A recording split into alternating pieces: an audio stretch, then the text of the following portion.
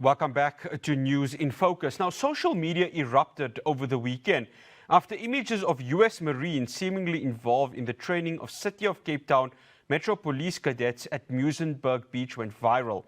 In a subsequent Facebook post, City of Cape Town MMC for Safety and Security Alderman JP Smith clarified the activity as a standardized fitness routine. But the opposition parties in the City of Cape Town are demanding answers, raising serious legal governance and accountability.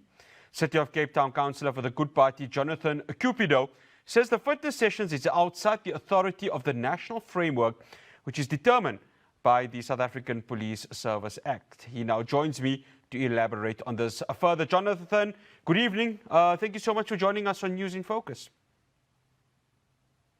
Good evening, Mr. Patel.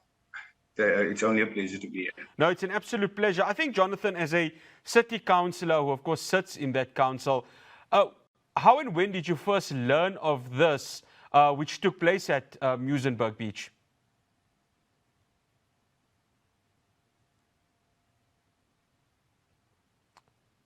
Jonathan? So, like most residents, I've learned about it on social media and some media report. I've learned about it on social media and some media reports. And to me, that already is a governance failure. And we deal with training, we deal with partnerships, we deal with oversight. Yet something serious as a foreign military interacting with the Metro Police cadets was never tabled, never briefed, never approved in any transparent way. This was, to me, this is not governance. To me, this is something done first and explained later. Jonathan, you've highlighted some red flags in terms of the legal authority for such a collaboration. Could you explain why this is problematic from a governance and legal point of view? Look, there's a process that everybody has to follow. So to me, this is something that goes beyond local government powers. In the South African law itself, international cooperations is a national function, it's not a local municipality function. The defense and military matter sits with national government, doesn't sit with the municipality. Municipalities have no mandate to engage foreign armed forces, and that is, to me, a huge concern. Even if it's called training, once it involves a foreign ministry, it triggers national security oversight, it triggers Defence Act implications, international relations protocols. There is no such thing as informal in that space. So a municipality cannot freelance with foreign military actors. That's not cooperation, that's overreached. So that's the concerns that I have and that we have as the Good Party. Jonathan, the Safety and Security MMC has also hinted towards cooperation with the very same US Marines in the policing of cybercrime, kidnapping and narcotics. Is this a cause for concern, and how so from a Good Party perspective? Yes, it is a cause of concern because now we're no longer talking about fitness. We are talking about core policing and investigative functions. And that's where the problem becomes serious. Those functions fall under the South African Police Service, the national intelligence structures, the national policing framework. A city cannot extend its roles into those areas and then bring a foreign military exposure into that space. That crosses from optics into potential interference with nationality-regulated policing functions. So, to me, the moment you move into investigations, you are no longer in the gray area. You are in a regulated national space because we serve under a national police system.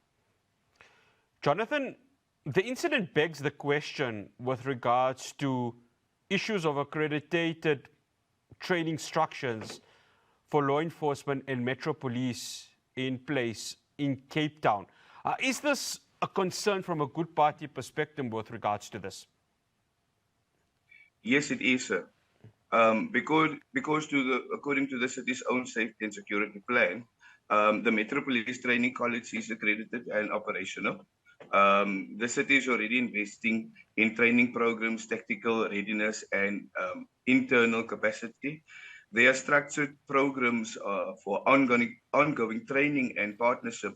Just recently, council has approved an agreement with a college to take our students and give them a even better training program.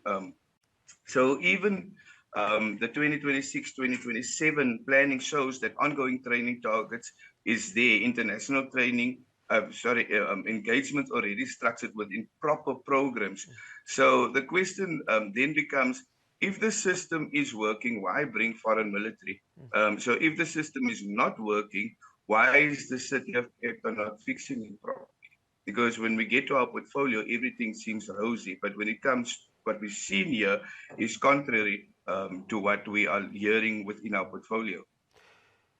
Jonathan, what are the next steps from an opposition perspective in terms of sort of accountability or some sort of answers in a more formal way within the City Council?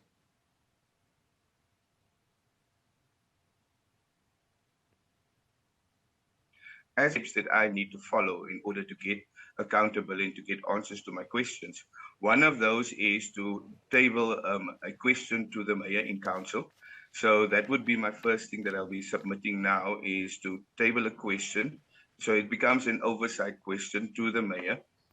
Should it not be favorable, then obviously I will escalate this then to the Minister of Police. I will then also write to the National Commissioner, and I'll also speak to the Minister of Defense and get them to also somehow find the answers. And the answers that I'm looking for is the agreements, the approvals, the costs, the scope of engagement. That's the stuff that I'm looking for.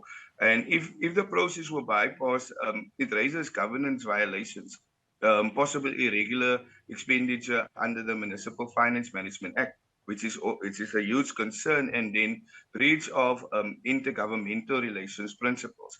So this does not end in media. It's to me, it moves into a formal accountability process, and that is what we as the Good will now be following as the caucus within the city of Cape Town.